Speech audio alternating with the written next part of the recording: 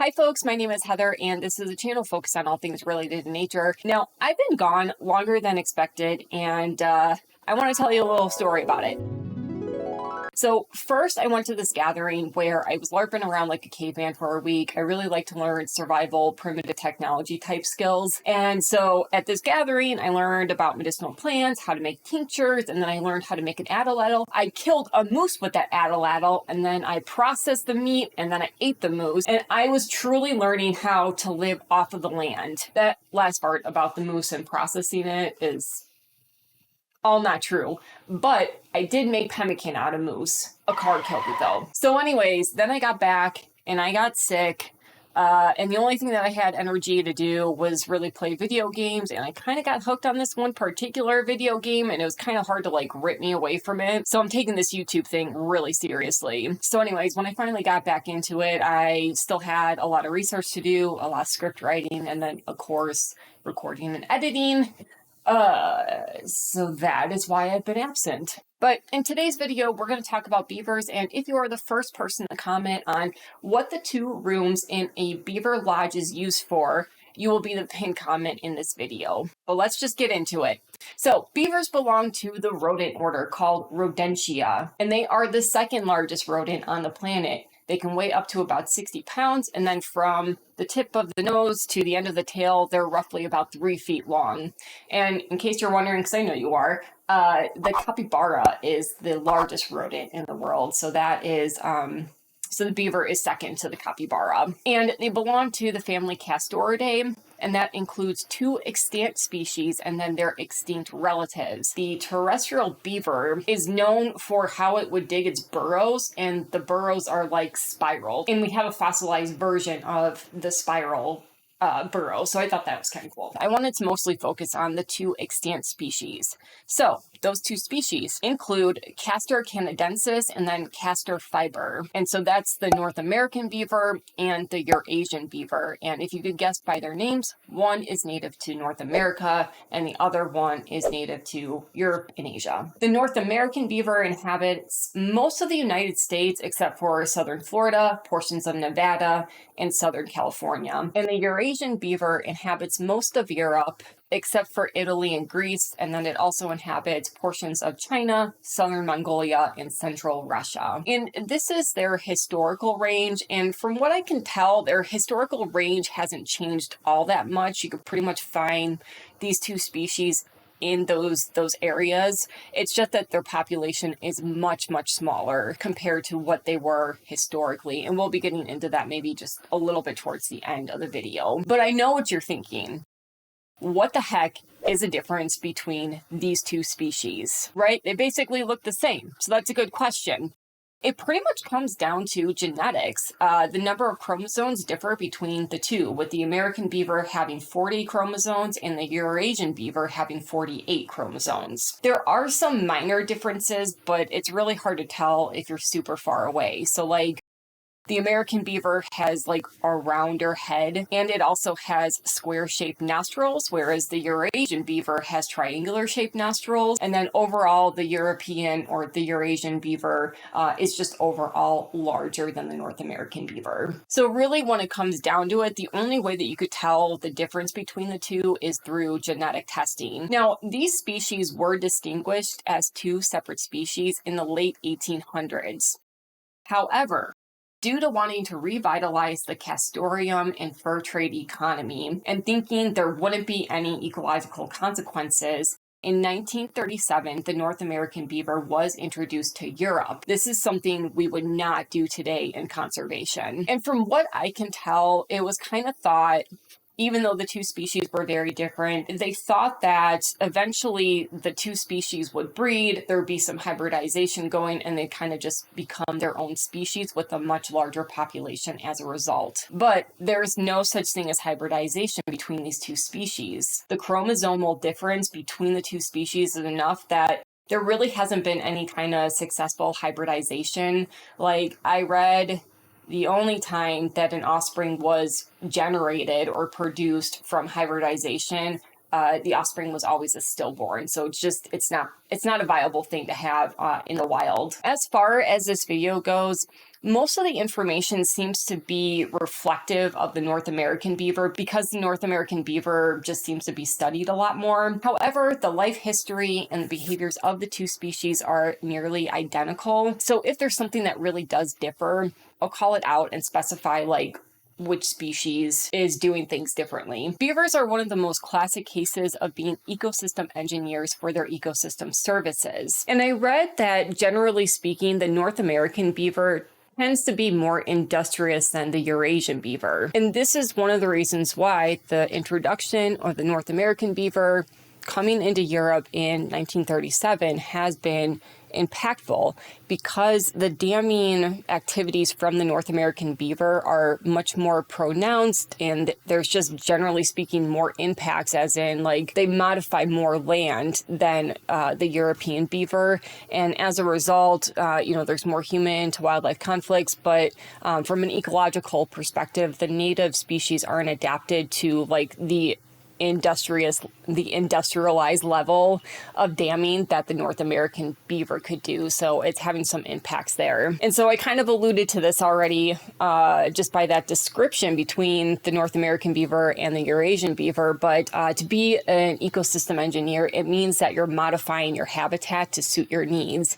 And what beavers do is they're felling trees, they're building channels, they're gathering branches, and they use mud and rocks to create two structures. That's dams and then lodges. But let's get into dams because pretty much all of their ecological services come as a result of dam activities. Why do they build them in the first place? It seems to be that building dams give them safety. Unofficially, beavers are kind of considered semi-aquatic, but they're most graceful in the water. So if you've ever seen a beaver just kind of walking on land, they tend to be really wobbly and they have just a generally awkward gait and they're pretty slow. So they become easy prey. So what they do is they build a dam so that the water can kind of expand a little bit more. So if they're out foraging or whatever and they start to feel threatened from the presence of a predator, they're just like a short waddle into the safe place, the water, rather than a long hustle to safety. And their predators really aren't adapted to hunting in the water. So essentially, as soon as that beaver is in the water, the chase is over. It's safe. When it comes to selecting where they're going to build their dam, they do have some preferences.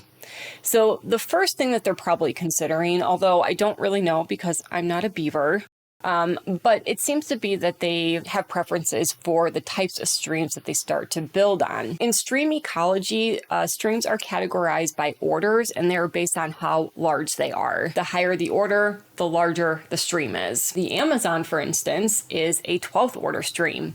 It is the only 12th order stream, and it rules over all other streams. All streams bow down to the Amazon River. It's the giver of life, the giver of water. Seriously, though, I couldn't find whether there are other 12th order streams in the world. The only thing that came up was Amazon. So if you happen to know of another 12th order stream, I'll leave a comment about it down below. But seriously, there can only be one 12th order stream. And beavers really don't want anything to do with some of those higher order streams. They typically are looking for streams that are like within the 1 to 3 order. And that is because the volume and the velocity of water is low enough for them to build a dam with enough structural integrity. Like if they were to build a dam on a 12th order stream, they'd have to build something just absolutely massive. And to be frank, they would probably need fossil fuels in order to do it. So after they find their stream that is like the 1 to 3 order, next they start to consider the surrounding area. What they're really looking for, streams that are kind of in flat, open valleys. They tend to build in those locations more so than a valley that's confined by mountains. In addition to that, they're also looking for something that has an abundance of building materials and food sources. Now, beavers will pretty much use anything for building, so as long as the stream is heavily vegetated with shrubs and trees, they're pretty much good to go. Their food sources include eating aquatic plants, tree bark, tree buds, and grasses, with aspen and birch trees being a favorite mentioned, at least among my sources. All of what I just described is considered like prime real estate for beavers. But don't worry, if they don't find an area that meets that criteria, it's not like they just give up. And could the side attempts Please, people. They will build in less environments, and usually you start to see them building in less desirable environments when their population densities start to get higher and all the prime real estate is taken up by other beavers. So in other words, they will make do elsewhere. And beavers have been spotted in some pretty unusual habitats, like in our tidal zones. And it is a habitat that has been widely overlooked by biologists, but we are starting to see beavers establish themselves there. And maybe I'll do a short to expand on this a little bit more, but in the couple articles that I read about these sea beavers is what they were describing them as, it does sound like there's some adaptation that is still taking place for these beavers, because they were finding a lot of them that were like on the brink of death because they had salt toxicity in their body. They were like inadvertently taking in too much salt water, and they're not adapted to be in a saltwater environment. But then other beavers seem to be adapting just fine and somehow not accidentally taking in too much salt water. So maybe I will do a short about that just to kind of expand on that topic a little bit more. Okay, so as construction begins, the water begins to slow down and it disperses laterally. And so the flooded area that's kind of immediately around the beaver dam is called a beaver pond. And while this doesn't happen right away, essentially once the dam is constructed, the water starts to spread out laterally, and then that means that a wetland is created or it expands on an existing one. So that pooling effect, what it does is it slows the water down, and that means that more water is allowed to infiltrate into the soil. And that does two things, and they're kind of related. So the first thing is that area becomes an oasis of sorts for the animals that are in the area, and more animals will seek out that area because water will be there during periods when it's typically drier. So we're talking like the end of the summer or whatever. And if you think about that on more of a long-term scale, that means that water is going to be present there even when an area is maybe experiencing a drought. So in turn, the damming activity makes an area more drought resilient. And the features of the ecosystem engineering of a dam become more pronounced the longer the dam is intact. So one thing that I want to get into is how a dam changes the hydrogeomorphology of streams. If you didn't know, all streams are carrying sediment to some capacity. Even when a river or a stream looks pretty clear, there's all these little particles that are kind of floating down with the river. And sediment carries a ton of different constituents with them. Nutrients, organic material, and even contaminants can be carried by sediment particles. As the water slows down as a result of the damming activities, the sediment particles then, because they're heavy, they'll start to settle down to the bottom. And that also means that anything getting transported through is being reduced. As that sediment builds up, it means that the sediment is getting thicker, there's more volume that's kind of accumulating, and that beaver pond actually starts to get more shallow. And studies have found that the sedimentation rate can be quite significant. On average, you're probably going to see about 5 centimeters of sediment per year, but there are some ponds that were able to accumulate about 39 centimeters per year. And so I'm guessing that though, like the higher end, those streams are probably really turbid. However, the sedimentation rate that occurs from beaver dams is much higher than the sedimentation rate of wetlands without beavers at all. And so ultimately, the beaver activities result in the wetland becoming more of a nutrient sink. And the other thing, you kind of have to remember that water is constantly expanding laterally on a very slow scale, but it is happening. And eventually that extra water is continuously spreading, and then it starts to connect incised streams. You have probably seen incised streams, and I'll put a couple of pictures up just so you could say, aha, I have seen them. But they basically are these streams that have these like deep cuts into their channel, and it goes into the bed of a valley, and then that has resulted in the water table actually falling. And so over time, the vegetation goes from like being more adapted to wetlands to something that's more of like a grassland. So it becomes a type of environment is not drought resistant or not drought resilient. With the dam activity coming in and the water spreading laterally, it's connecting those incised streams.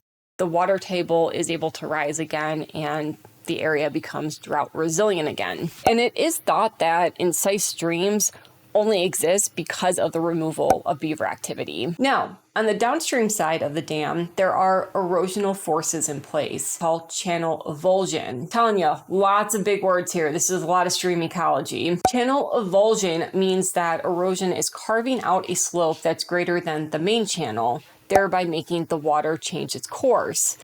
Sometimes the main channel is completely abandoned, while other times it just means that the water is distributed kind of among many different channels, kind of in like a finger-like fashion. And it kind of reminds me of a delta, essentially. But it's not a delta, and I'm not saying that beavers make deltas. There's also this piece of hair. But it's just another way that water is being spread like more laterally, so water is able to be distributed across a larger landscape, which helps vegetation in turn. If a dam is continuously maintained, we get so many benefits from that. The sediment keeps increasing in volume, and that pond, that beaver pond, gets shallower and shallower, as I mentioned before. Then plants start to establish themselves in areas due to all that sediment accumulation, because with it being shallower, the roots are able to kind of come in and the plants are able to establish themselves.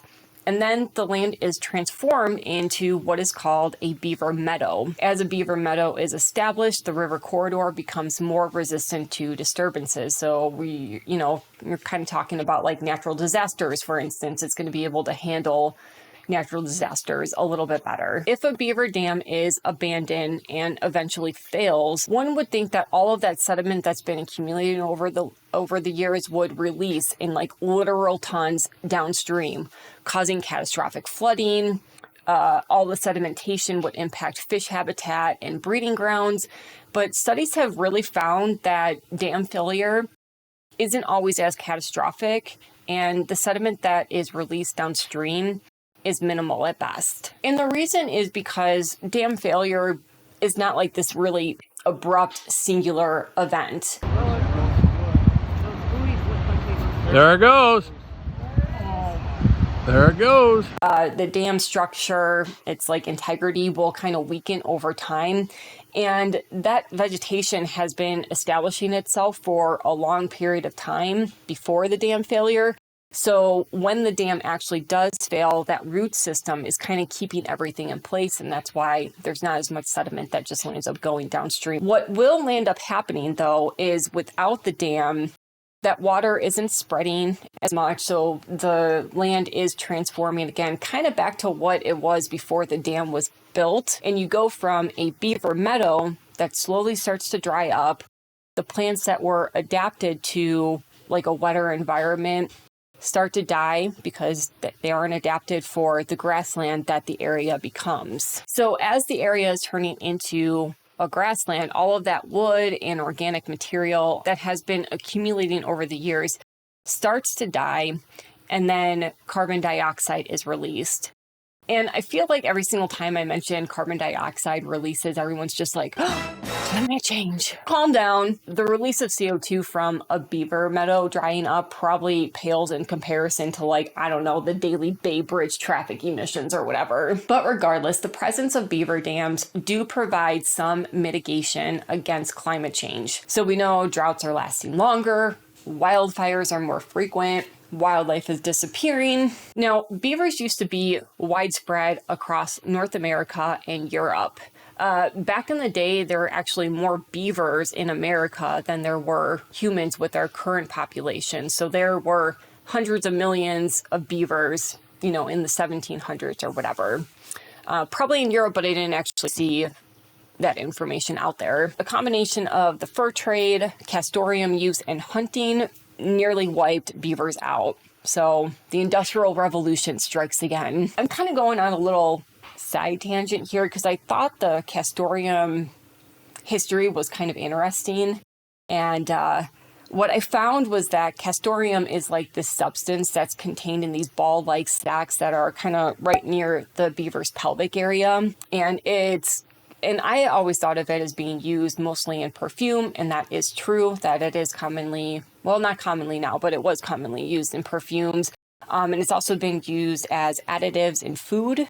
and to flavor alcohol like whiskey and schnapps, and then also flavor tobacco. And if you want to sound really smart, as if this conversation will ever come up, a lot of people think that Castoreum was produced by a gland, but it's not technically a gland. Glands are these specialized structures that produce a substance directly from within the gland, whereas Castoreum is more something that collects a whole bunch of secretions from the beaver in these ball-like sacs. Castoreum is a substance, a mixture of those secretions that are coming from the anal glands, the scent glands, and the bladder, so like urine, all in one little sac. So yes, people are drinking piss. There is this whiskey called de Musc, and it isn't cheap. It's about $65 per 200 milliliters, and it has Castoreum in it. And I guess Castoreum normally comes with like a woody, tarry flavor, but when it's dissolved in alcohol, it starts to kind of bring out those like vanilla hints or whatever. So that's one example of something that still contains Castoreum. Back in the day, when we would harvest Castoreum, we would have to kill the beaver for it because, generally speaking, we also wanted their fur. But today, from what I understand, trappers will primarily trap beavers. If the beaver is considered a nuisance, then yes, the beaver lands up being euthanized and then the Castoreum is extracted. But more often than not, trappers will just kind of knock them out. They're able to take a syringe to get the Castoreum out, and then the beavers can go on their merry way. So at least like it's become a little bit more ethical to actually use Castoreum these days. Still kind of gross, though, if you think about it. Okay, so where was I? Before I went on that little tangent, we were talking about their population and why they were nearly wiped out. Right. So when beavers disappear, we get habitats that are more vulnerable to the effects of climate change and biodiversity loss. So as a result, several Western states and Europe are reintroducing beavers to get the benefits from things like being able to replenish aquifers, combating forest fires, preserve biodiversity, preserving tribal cultures. But the thing is animals just in general don't have as much to work with because we have taken an unfair share. For example, there was a study that looked at potential beaver habitat within the Great Britain region, and nearly 60% of preferred beaver habitat has been converted to either urban or agricultural land. So getting the benefit from these species is kind of limited, and it does mean we need to coexist with these animals more because their natural habitat is in something that's not modified by humans is very limited. Despite all of these benefits that beavers have, beavers just aren't all that welcomed yet. People see them as a nuisance because, well, okay, they have caused flooding that can and has led to like infrastructure, equipment, things like that being damaged. And their tree felling activities could mean that trees from like an orchard, something that's like monetarily valuable to the people who own that property, are being destroyed because beavers just look at trees as like, this is going to make my dam stronger. I'm going to take it, right?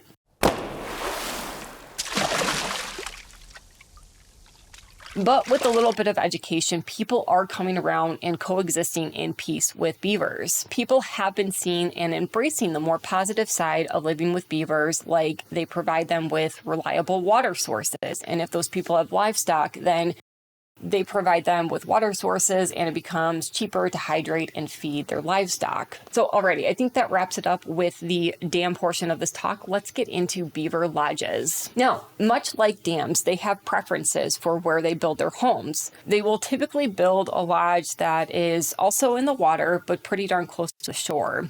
And they want to build in an area where the sediment is pretty loose. And the reason for that is because they're going to be digging out these channels and overall just like a foundational hole for their lodge that's going to be like 5 to 6 feet deep. Much like dams, they are also constructed with twigs and branches, rocks, and mud. You cannot enter a beaver lodge without submerging yourself. So they dig out these big old channels that lead right up to their entrances, which again are underwater. Why is that? It's for safety. They're making it so that no predators can really go in and harm them while they're hanging out in their lodge. And again, most of their predators aren't adapted to hunting for them in in an aquatic environment. Upon entering a lodge, there are 2 spaces designated for 2 specific uses. The first area they use to store food and then also just kind of dry off when they're coming into their lodge. And then that's on like a lower shelf. There's like this other upper level, and that is where they typically raise their family and sleep and all that stuff. Now, sometimes beavers will be inhabiting an area that is less than ideal. And so the same goes with lodges where if they can't really find a space that's suitable, they just kind of make do with what they have. And in some cases, that means they might be building a dam in an area where like the river substrate is really rocky. And so building a lodge in the shore where the stream isn't as conducive as if the sediment were loose. And so they have found that beavers will sometimes build like on the bank of the stream, and really at that point they are living in something that's more considered a den. But regardless, you know, in terms of their family structure, lodges are able to house a fairly big family. Typically you will have the breeding pair, the newborns, and then juveniles from 1 to 2 years prior. Beavers will typically have about 6 babies per year. So the family unit, also known as the colony, can get pretty darn large. And usually a colony consists of 4 to 8 individuals, but there have been some colonies that have 18 individuals at a time. It's like the clown car of the beaver world. So beavers live in the northern hemisphere, and so they live in areas that experience winter. So you might be wondering, how do they ensure that they do not get trapped in their lodge by the water that's freezing all around them? So this really shouldn't be news to any of you, but if you think about it, they're using mud, they're using twigs, branches, whatever. All of those materials are kind of greenhousing materials, and they actually retain a lot of heat. So the lodge is just like this little heat packet, and the beavers are toasty within their lodge. Actually, lodges have been measured where the temperature sometimes is 32 degrees Celsius. That's 89 degrees Fahrenheit. So yeah, it gets pretty toasty. And in the wintertime, you could actually see them. They stand out because you get this big old hill that normally would be covered with snow, but instead you kind of see the snow melting all around it. I mean, that's the beaver lodge. Oh, and beavers construct this like air vent up on top of the lodge, so sometimes you can even see steam, like a chimney, coming up from the beaver lodge. So they're such innovative engineers that they're even thinking about ventilation in their lodges. And so similarly, the water doesn't really freeze around them because all that heat is radiating out. And then if you have a family that has activity going, you know, beavers going in and out doing their thing, it's breaking up the ice. And so there really isn't a chance for the water around them to freeze them in. Beaver activity does slow down in the winter time. It does not. It's definitely more relaxed in the winter time. And on top of that, their metabolism slows down as well. So what beavers really do, since they're not as busy as a beaver compared to like the summertime, is they hang out in the lodge, they play games. Playing Uno is one of their favorite games. Just kidding. What they do is they land up sleeping a lot, mating a lot, eating a lot. What else do you need to have a good life? All right, I think that's going to do it for today, guys. Don't forget, if you are the first person to answer what the 2 rooms in a beaver lodge are used for, you will be the pinned comment in this video. Like and subscribe if you want to hear more from me. Share if you feel like this video is worth sharing, and we will see you in the next one. Bye.